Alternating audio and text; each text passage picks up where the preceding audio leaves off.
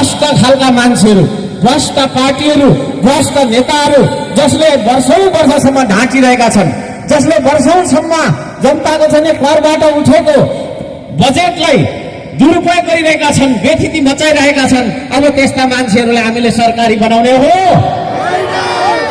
त्यसो भएको कारणले गर्दाखेरि अब परिवर्तन ल्याउने हो भने तपाईहरुलाई म भन्न चाहन्छु, अब तपाईले मत परिवर्तन गर्नुपर्छ।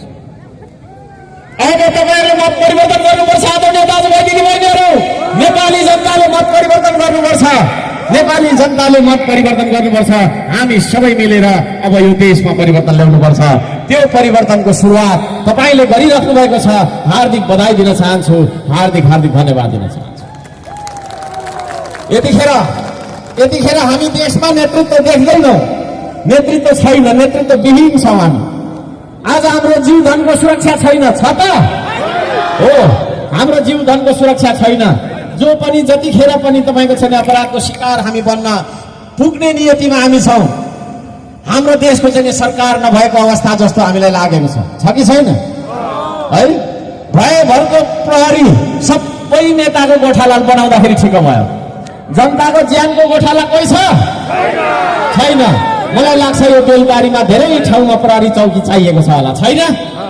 हो, प्रहरी चौकी चाहिएको ठाउँमा हुँदैन। प्रहरी जति सबै 5,000 1,000 जना मन्त्रीको पछाडि लगाएको छ, हिँडाएको छ है।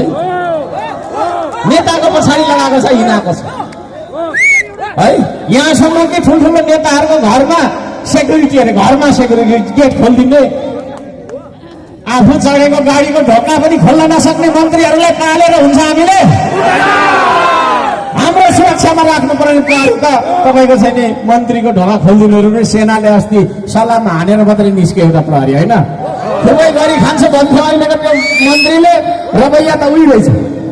यस्तो भएको कारणले गर्दाखेरि आदरणीय दाजुभाइ दिदीबहिनीहरू, यतिखेर नेतृत्व नभएको अवस्था हो देशमा। अब असल नेतृत्व खोज्नका लागि तपाईँ हामीले विचार गर्ने कि नगर्ने? यस्तो एउटा नेतृत्व